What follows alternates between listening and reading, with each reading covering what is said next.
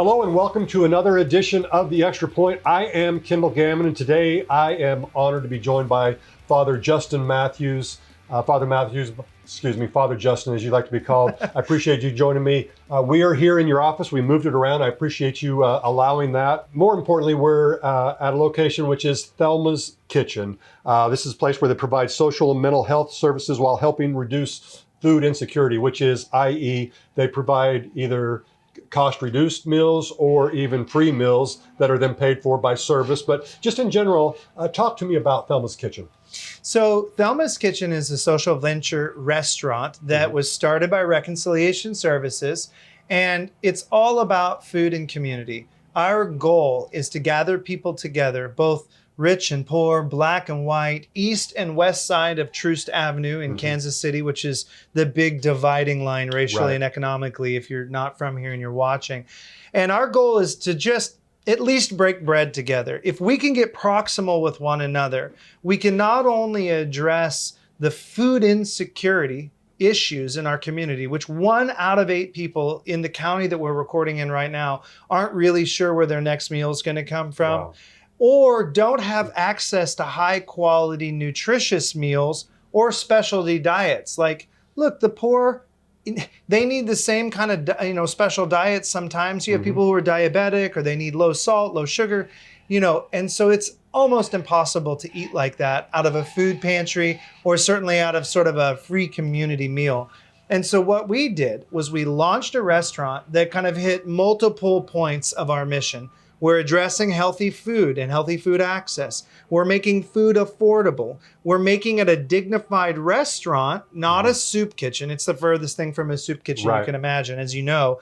But we're also working on racial and economic reconciliation. We're bringing together parts of the community that have been divided for generations because of racism, because of discrimination, and because of the economic realities that are latent as a result of those things.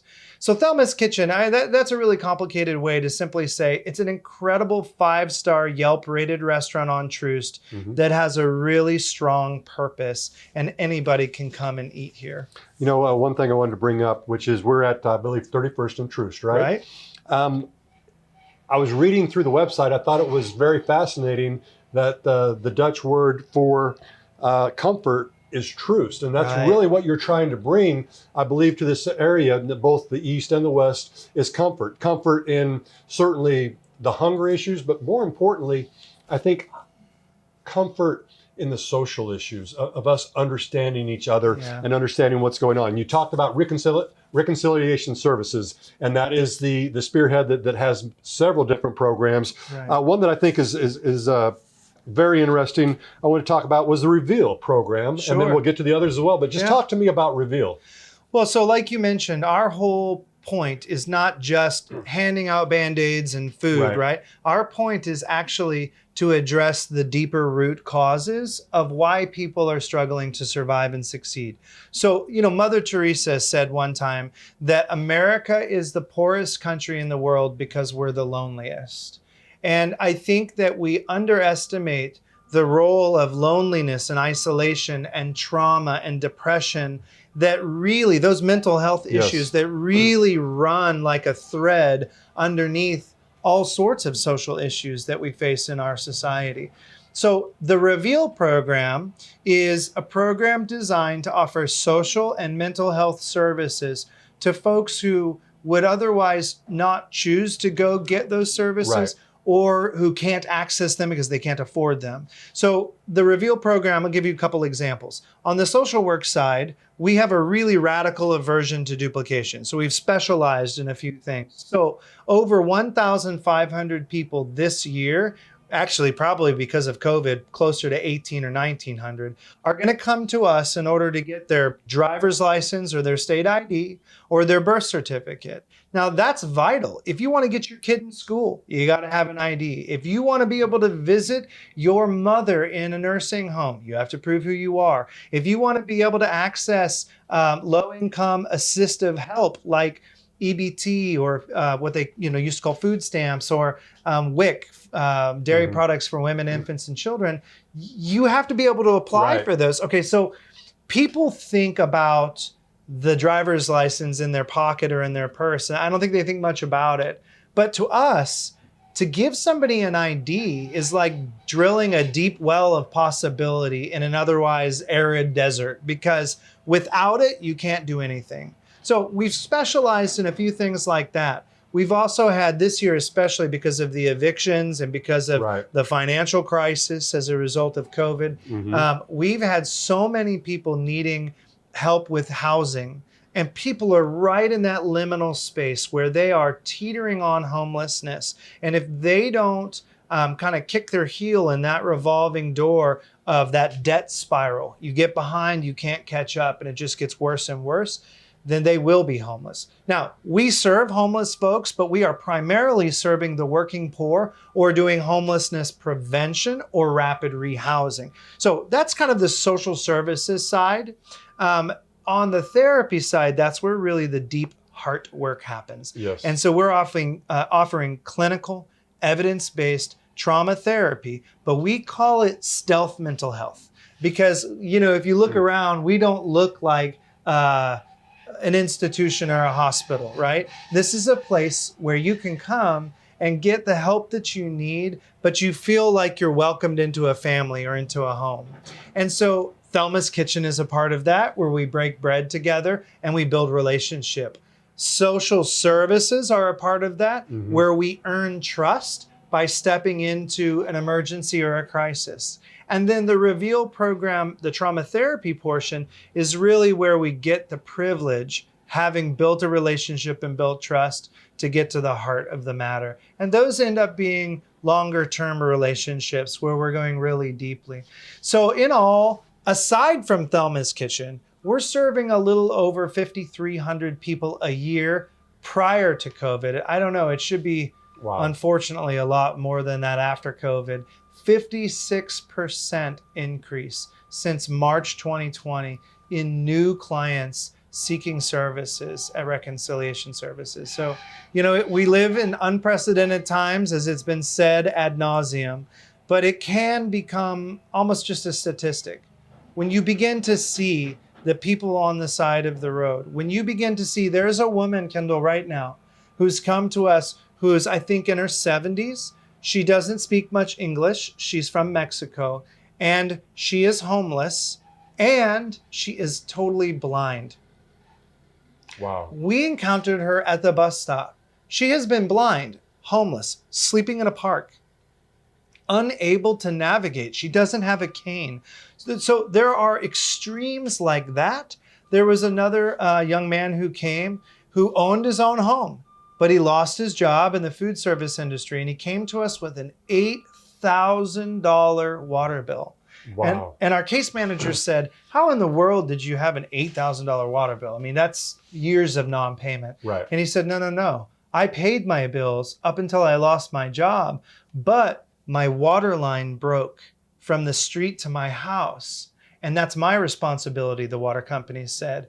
But I can't pay my water bill, let alone get a contractor to dig that up and fix it. So it's just leaking constantly. Wow. And so he comes to us with an $8,000 water bill, which is impossible. Well, yes. Impossible. How is he ever going to dig out of that, right? No. And so, look, most of us, if we stop and just look for a second, we live within a stone's throw of people like those two who are struggling to survive and just succeed.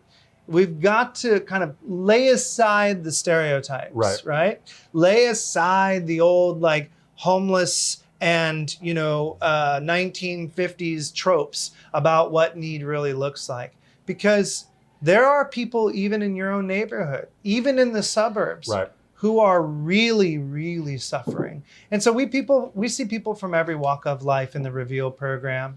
So hopefully that gave you kind of a deep dive on that program. Yeah, it really did. It brings to mind, and we're going to talk about a couple more programs here in a moment, but first and foremost, what you're doing, the difference you're making, so many people have to be so grateful, and I'm sure they tell you all the time, but this is very near and dear to my heart, which is, I talk about the gratitude attitude, about what are we thankful for on a daily basis, and it's just the little things.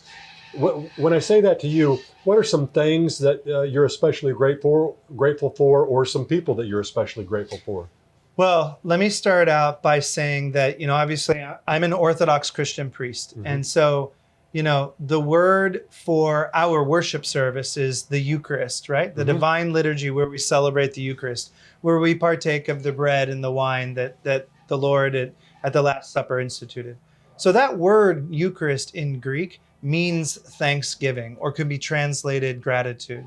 So really, everything in our life, particularly in the spiritual life, is all about reorienting our heart toward an attitude of gratitude. Yes. And I think the difference between leaders who really enjoy their life and really succeed in life and in work, the difference between them and those who don't are those who try to say thank you or be grateful for everything. And I mean everything. Mm-hmm. So when the good thing comes, we say, thank you, Lord, I'm grateful for that.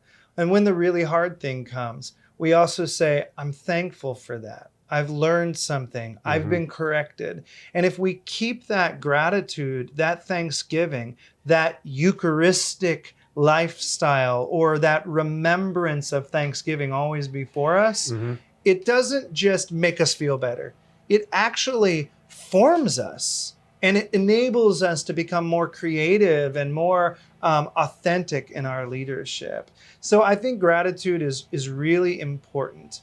And you asked me a second question to that, and I've lost it. Well, just maybe people in your life that you're thankful for. Yeah, thank If you. you were going to think, I'm big on thanking people for what they do for me, and that's part of what I like to explore is hearing stories of folks and the people that have made a difference in their life that they're thankful for. Yeah. So first and foremost, I am thankful for the poor.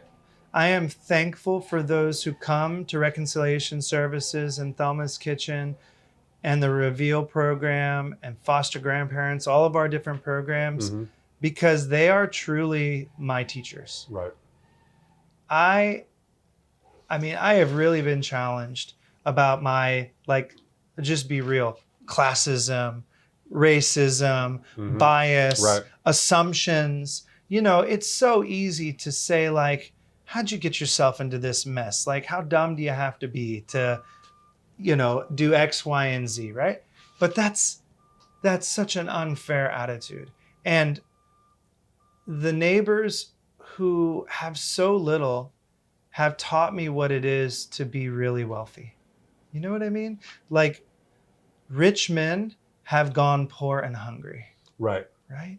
But those who are poor and prioritize the higher things, the spiritual things, and become themselves grateful for what they have, Right. they are the ones who are really the saints in our midst. It's not me or our staff. The real heroes, if we're thinking about it, are the ones who are able to navigate such a difficult journey. What I think I'm hearing you say, and I think I was maybe exposed to this a little bit when I went on a missions trip to Haiti, and we built a church up in the mountains, and seeing these folks, their everyday life was about survival. Right. And just seeing the joy in their faces, and I get the idea. What I'm hearing from you is, I learn from others who have less because, in some senses, they have more because they've learned how to deal with it, and Right. they find joy and love and happiness, and that's just a sense of what I'm feeling right now. Well, the thing is that in order to become, my opinion, right? Mm-hmm. In order to become a fully formed human being, we actually have to be taught, and we have to learn to transcend our assumptions, our hardness of heart that our own experiences have created in our lives. Because most of us have been through painful things. Right. Most of us struggle with things. But those of us who have resources, or those of us who have the family support network or a good job or transportation, we can sort of insulate ourselves Right. from transfiguring and transforming those painful situations such that we learn from them and become fully formed humans that are each of us is made in the image and likeness of God. Mm-hmm. Whatever your religious tradition is, you can interpret that how you want. But the idea that I'm getting at is that every person is worthy of profound and authentic respect and dignity. And when we aren't challenged Right. to grow beyond our own limitations and assumptions, we don't manifest that strength. We don't reveal that strength in ourselves or others. So I am grateful for those who've corrected me. I'm grateful for those who I've despised in my sinfulness and who I've been humbled by when you get to know their stories and you realize, gosh, but for the grace of God, there go I, and I have a lot to learn. Okay, so we've talked about a little bit. You've enjoyed this first episode I've done with the Super Bowl ring. I played football for 15 years. We always talk about game changers, something that changes the tide of the game. When you look at the Super Bowl, it was Wasp and that play and that long pass from Patrick Mahomes to Tyreek Hill. Life-wise for you, is there a game changer that comes to mind? Something that just completely altered your sense of where you were going in life? There's a couple of them, but let's see if I narrow down to one, Okay. right? So, the thing is, I believe in mission-driven, purpose-driven organizations. Right. And so as a result, I got a business degree early on and I went actually not into business because I wanted this purpose-driven, attitude and perspective. So I went into the nonprofit world. But the nonprofit world, as amazing as it is, struggles constantly with funding. And there's this starvation cycle of always trying to fundraise and never having enough. And in the nonprofit world, they say that we've learned to do so much with so little that we think we can do everything with nothing. And so, you know what I mean? Yeah, I hear you. Okay, so what was a game changer for me was when I woke up to the fact that social venturing, the idea of social entrepreneurship within the nonprofit context could diversify and scale and fuel and grow this mission-driven, purpose-driven work in a way that not only complemented fundraising, but actually magnified and multiplied, leveraged the funds that you did raise. So THELMAS Kitchen was a game changer for me, right? Because it was the first time that our team, that we had built something that wasn't just grant funded. And it allowed for radical participation, radical co-ownership with our neighbors. And that proved the possibility of social entrepreneurship to me. And so I feel like the sky's the limit now. And that's what got us to things like the Social Leader e-course. Yes, and that's something that I do want you to talk about, because the other two things you have is the Foster Grandparents Program, which I think is absolutely amazing. To me, it's groundbreaking. And then the Social Leader as well. And I know we've got about 12, 13 minutes left, but if you want to talk about those and how they play into the overall part of reconciliation services. So Foster Grandparents Program is a federally funded program. It's our only federally funded program. I'm telling you, it's the best use of your tax dollars you've ever had. Yes. We take 100 seniors who live 200% below the federal poverty level, who are struggling to age in place. And we partner them up with 3 or 4 kids in 30 different struggling community schools or educational institutions. That group of 100 seniors volunteers 89,000 hours a year. They are like a granny army. I mean, it's amazing what they do. And they're out there, and their job is simply to love on kids in classroom and to really, they're not the teachers, but they're there to provide support and love and an environment of support. But our job is to equip and to train, and then we pay them a volunteer stipend. Right. So there's all these health benefits and financial benefits for the older adults, and then we're addressing that loneliness and the emotional benefits. Right. I mean, not just for the elders, but the kids that are having issues. They all of a sudden, it sounds to me, I butted in, but this is just it's phenomenal to me, because they have a chance to to put somebody else maybe a little more stable in their life to look up to. And that's enormous. Well, there's one woman who's been a foster grandmother for a long time with us. She is, living very much on meager means, and she doesn't really have much family, and she's wheelchair bound. But she marched on the bridge at Selma with Dr. King. Wow. Okay, so here's a woman in Kansas City with so much to offer, so much wisdom. And so this program through Reconciliation Services allows us to bridge that intergenerational divide and bring that wisdom to kids and give them a vision for what they can be. Right. And I always say, you can't be what you can't see. Right. And so it's a really important program. And then lastly, I would say, look, if any of your listeners are inspired by the kinds of things that they hear on your podcast or on your Make a Difference show, or if you're inspired by the things that I've talked about at Reconciliation Services, you can be a part of it. But if we don't get equipped, it's difficult to do more than just write a check or serve on a board. And I think nowadays, people want to do more than write a check and serve on a board and go to a chicken dinner event at a hotel. I can't stand those events anymore either. Right. And I've put them on for years, right? So we created an e-course called the Social Leader Essentials e-course that helps those people who want to learn to lead with greater social impact become equipped to do that. And so we teach them a social venturing mindset. How do I think with a purpose-driven, mission-driven perspective while I'm doing my regular work? No matter who you are. You don't have to be a CEO. You could be a programmer at Cerner. Yes. Each of us has a leadership lane. And if we begin to think with that social venturing mindset, we can make a dent in the universe. So that's the first module. Second module is, how do we become more bias aware? In other words, we teach you how to root out bias, unconscious bias in yourself and in the teams that you lead. And in the third and final module, we talk about the ingredients for good mental health, and we teach you how to take a trauma-informed, strength-based leadership approach and how to build that kind of culture in your organization or in your company or even in your home.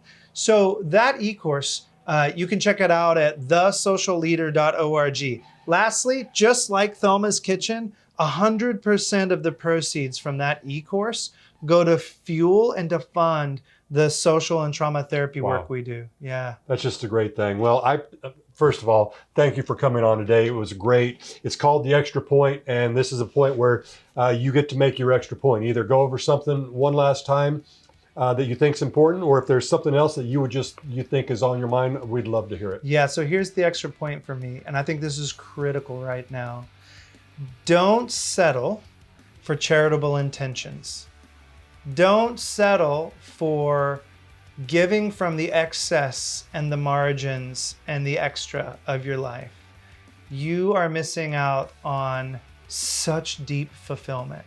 When we learn to bake our social priorities into the cake and not just have charity sprinkles on the top and around the edge, not only are we able to make a world-changing impact, but we're changed. We become who we were meant to be. And when you combine that with the game-changing, difference-making gratitude that we talked about earlier, you just don't know how amazing your life can be. And that's what I've found. And I'm grateful for those who've taught me and instructed me so that I can enjoy that. And I want everyone else to be able to become a social leader and enjoy those things too. So thank you for having me on the show. It's truly an honor. Go Chiefs. Yes, absolutely. Thank you so much for coming on, Father Justin. And I was fortunate that I met you first just at a service, Church of the Resurrection by Father Adam, or by Pastor Adams. So with that, I thank you for being on, and for you all out there, thank you, and I appreciate you tuning in to this, The Extra Point. Have a great day.